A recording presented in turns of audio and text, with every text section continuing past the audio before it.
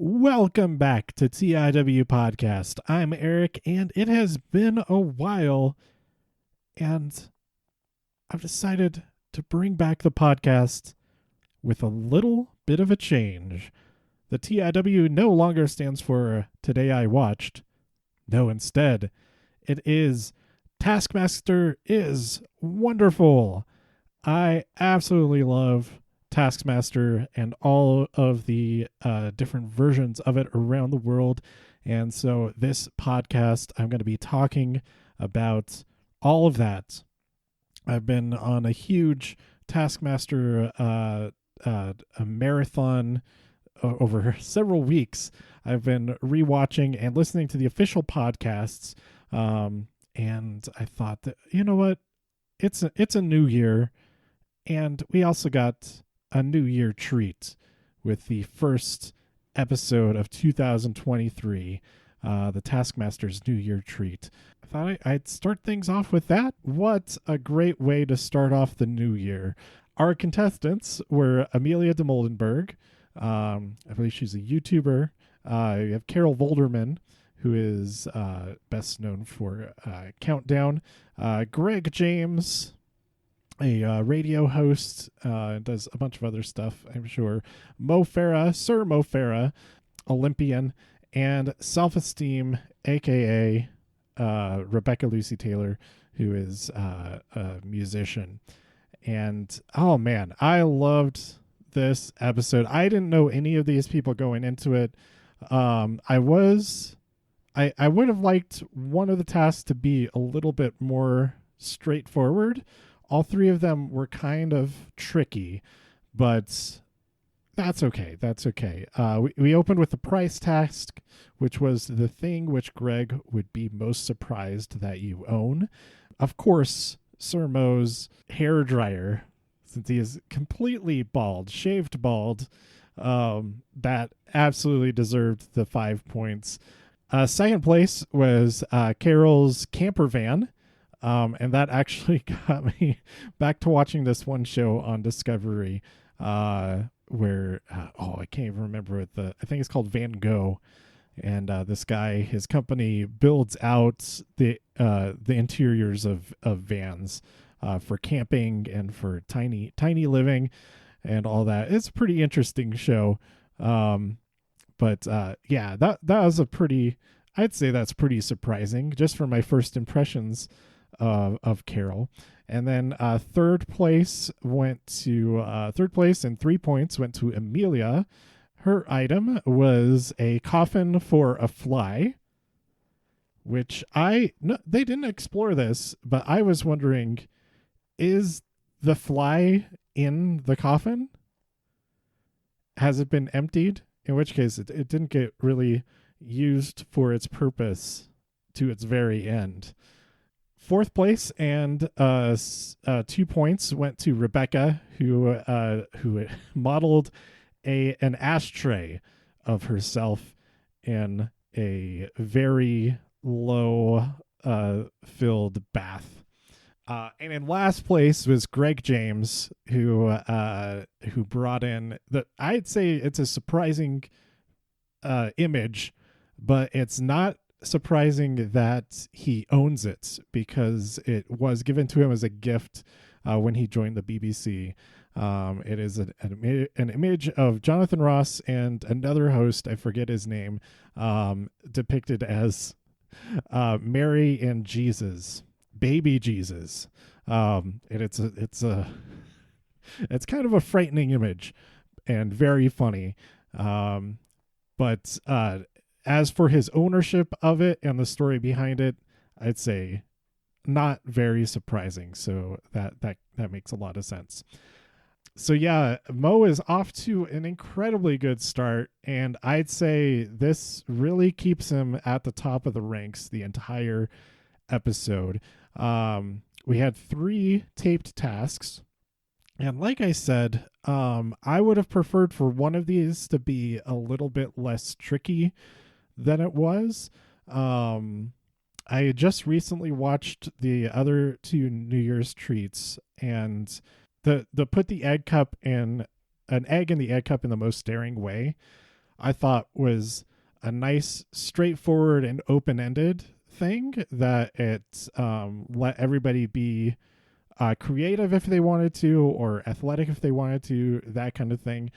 And then the very first New Year treat, the get the biggest thing through the donut without breaking the donut, I thought had a lot of different possibilities and had some room for taking different approaches. And then also the sculpt the scene on the other side of this wall, that was maybe more purely a creative thing. I guess this is kind of the opposite end of the spectrum, because you also had build the lightest tower. So there wasn't really a sort of physical feat sort of thing in the first New Year treat. So yeah, I feel like the second New Year treat had the best kind of balance of different types of tasks, whereas this year's the 2023 edition was very much just tricky, lots of rules, lots of things to keep track of, and that sort of thing. The cart pellets is a lot more straightforward than the other two, but we'll get to that in a second. So yeah, we had count all the dots on this card. You may not touch or mark the card. You must answer the door and obey the instructions every time the doorbell rings. So Greg James did the best at this, because he's the only one who answered the phone, and the phone was ringing while very loud music was playing right after one of the instructions they received was to only yell until the next time the doorbell rings. So yeah, this one was a whole lot of stuff going on to distract from the primary goal of counting all the dots on this card. Carol got very, very close with a more conventional approach. She did not take advantage of answering that phone. She got second place. Greg James, because he answered the phone, even though he mixed up luckily it was the last two digits, so he wasn't off by that much. He's off by like 18. So he still got the 5 points, luckily. It's always a shame when somebody finds the trick and then really messes it up and doesn't win the task. But luckily he only messed it up that little bit. Yeah, so yeah, it was just a lot. You had to leave the room to go answer the door every time the doorbell rung. They had to put on weird goggles, and then the mat got flipped over. The card thing was flipped over, so there were dots on both sides. This one was pretty fun, and I'm glad that one person did find that shortcut. Otherwise, I think it maybe wouldn't have been as exciting, because there isn't really a lot of wiggle room for variation, other than stuff like just getting distracted too much by things. This one kept everybody on a very similar path the entire time. The next one, okay, this one did have that room for creativity, but it had so many other limitations that I think the only trick to this would have been to notice things around the room before getting into position, because you're not allowed to remove your face from in the massage chair. Okay, let's read the exact instructions. Recreate the picture that Alex is holding. Your face must not move from this position. Alex will show you the picture for 5 seconds when you've finished reading the task, and then for a further 3 seconds every time you land a ball in the bucket. So yeah, I thought everybody did as well as they could, but nothing really turned out very well. Greg James did the best at throwing the balls into the bucket. I think Mo would have done better if he didn't get so distracted by the massage aspect of it, especially the head massager thing. But yeah, all of the pictures were pretty bad. I This one was kind of similar to sculpting what was on the other side of the wall. Not really. It was more of a memory thing, and then a physical limitation, which most of them got around that part of it pretty quickly. Using the mirror was kind of a misdirection once everybody was able to actually get a hold of the canvas to just hold it beneath their faces so that they could see it and paint directly. I'm not sure if I would have realized that. I would have been all in on using the mirror. Like as it was unfolding, I was thinking about, okay, if I was using the mirror to look at it like this way, it would actually be easier than like doing it from the side or that kind of thing, because it's if you look at a mirror that's held like below you at something in front of you, it gets flipped upside down. Left to right is still the same, but top to bottom is flipped. So like that might be easier to paint something than the other way, but the actual hack is just grab grab the canvas and look at it directly. So yeah, that was pretty fun. The results were appalling.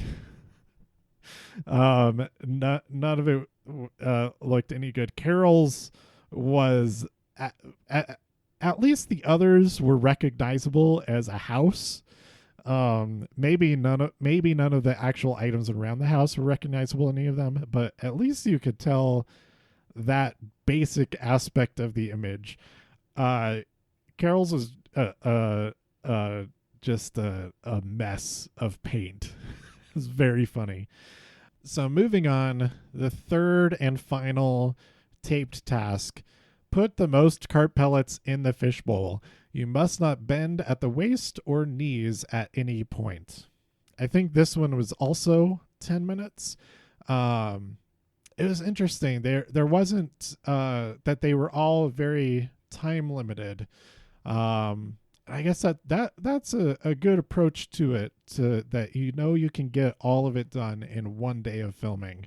So that part of it, very, very smart, to be able to know that you'll get through all of the tasks in one day, and that the day won't end up being super, super long. But yeah, the carp pellets. Oh my gosh, this is so fun. I think I would probably have a really hard time with keeping my legs straight and not bending down.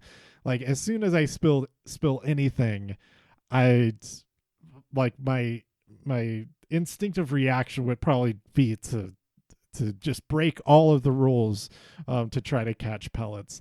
So yeah, they had some pellets in the lab, in the lounge, in the dome, and in the caravan.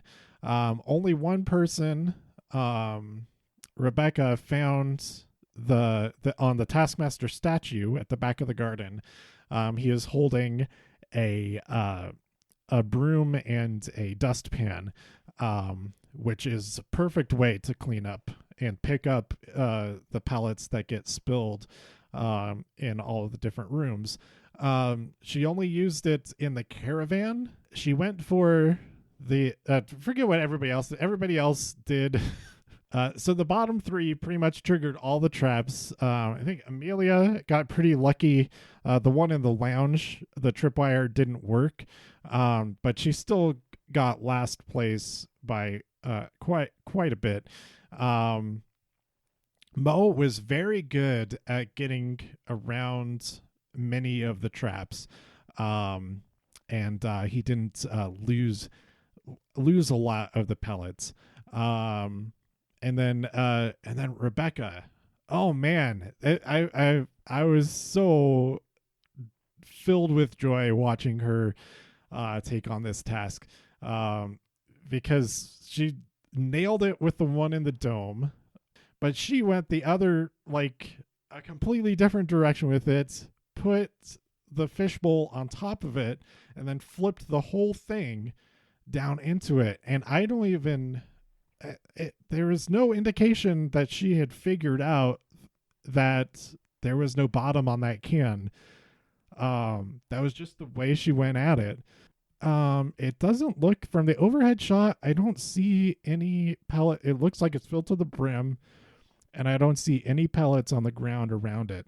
So I think she must have just had an instinct. Actually, she went to the caravan first, and then just the entire it's just the whole mess in there. She's like, oh, okay, well, I'll go over to this thing and try that now. I I think she probably figured it was a trick because of that caravan booby trap. But after she nails the dome, then she goes and finds the broom and dustpan. Gets a little bit of the caravan pellets back, but it's not quite enough to put her ahead of Mo. Then when she goes into the house, she goes in the lab first, and she it looked so much. I forget the exact name of this emote in Fortnite, but there's a recent new emote where you just flop onto the ground, and she does basically that. She does bend one of her legs when she gets down onto the floor. But we hear Alex say, "Oh, I didn't see that." So he does excuse that rule break. I think there wasn't a lot of mention of people not keeping their legs and hips straight, because I think everybody kind of bent that rule the same amount from what we saw. So it kind of was I think it was better to be lenient with that. Otherwise, everyone would just been disqualified if you were going to be strict about it. So that was a good call about it. But she decides, after trying to get back up, she decides, okay, it's going to be easier if I just stay on the floor. And so she crawls to the lounge, which lets her crawl underneath that tripwire, and then she uses the tripwire with the best aim I think I've seen on the entire show, other than Joe Wilkinson's potato throw. She pulls that can off of the pedestal, and it goes right into the fishbowl. It was amazing. A little bit spills out just from the impact. So she spends the rest of her time picking up the rest. Oh man, that was such an amazing moment. That was my favorite moment of the episode. There is also another moment. Rebecca did have a bit of luck that the lab pedestal fell so perfectly that the can landed upright. So there's only a little bit that spilled. So her trouble getting down to the ground was just so that she could grab the can. Looking back, just going through all the footage just now, I think that the only reason Amelia didn't do better in this task, she got last place, is that she didn't go into the lab at all. That was a huge amount of the carp pellets. So because otherwise she did awesome. I bet she could have beaten, she could have gotten at least like third, maybe second place, if she didn't miss that entire cache of carp pellets. There was this time a couple years ago that a friend posted about having a pellet stove, and I was so confused. I didn't know. I thought it was like a pellet stove or something like that. I'm not familiar with wood stoves of any kind. And it took me a little bit of research to understand what they were even talking about.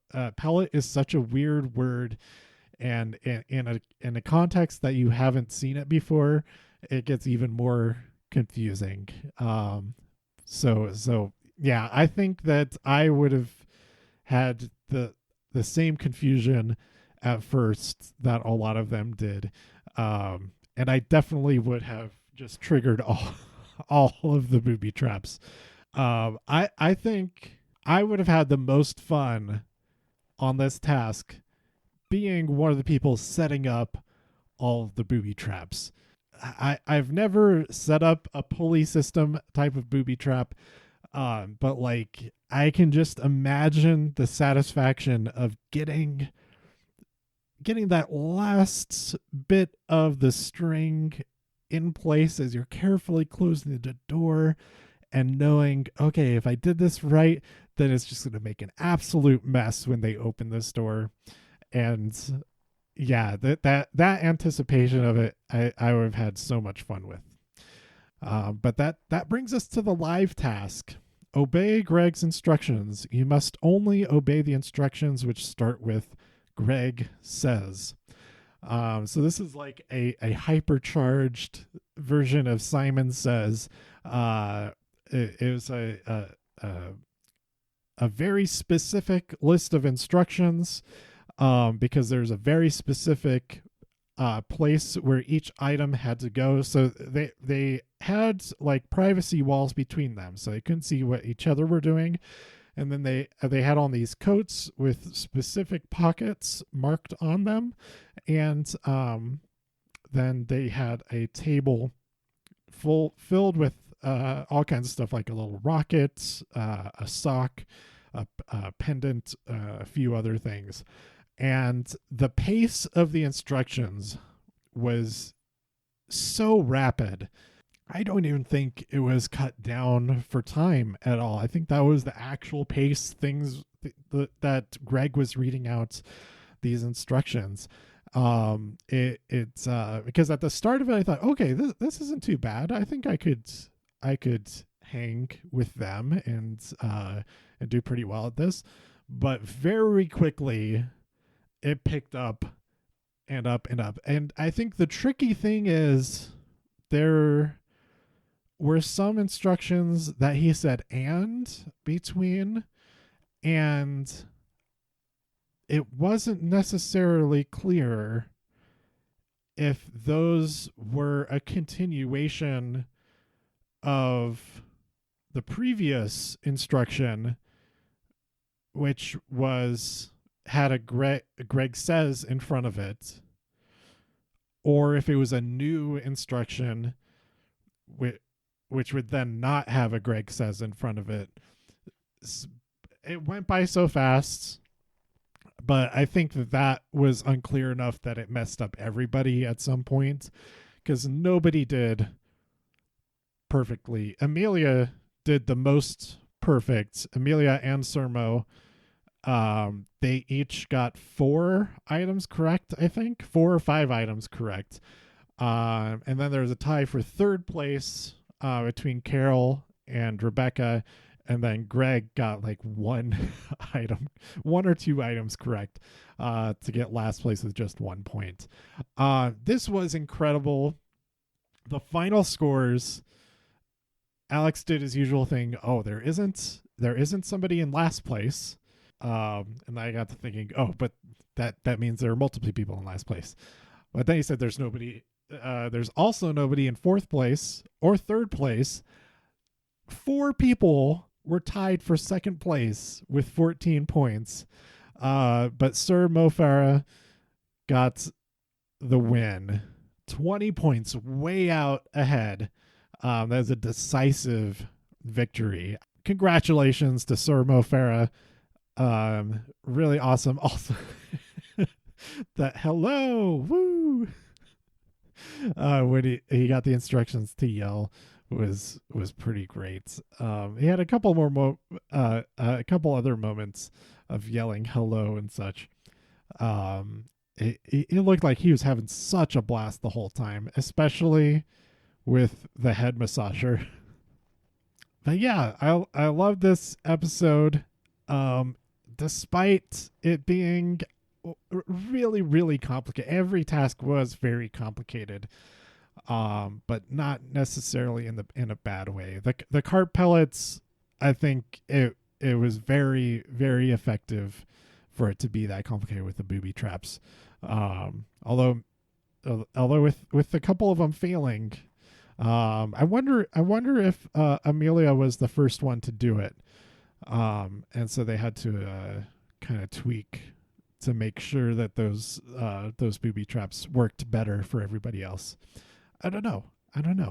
But yeah, it was so much fun. I am really looking forward to Series 15. But until then, there are still so many seasons of the international series that I haven't seen yet. Bossy Test, I think, will maybe be the one I start with, or maybe Cogan Bay Fowler. I think both of those, at least the first one or two seasons of them, are on the official Taskmaster YouTube. Once I do get all the way caught up through everything that's on the YouTube, I'm gonna dive back into the Supermax subscription, so I can see the Danish version. Stormmaster is the Danish version, and Surmestari is the Finnish, and then of course the New Zealand edition, and upcoming is the Australian edition. So that does it for the relaunch of TIW Podcast, because Taskmaster is wonderful. Go to tiwpodcast.com for all the ways you can subscribe, and stay tuned for more. Be safe out there, and always check under the table. Bye.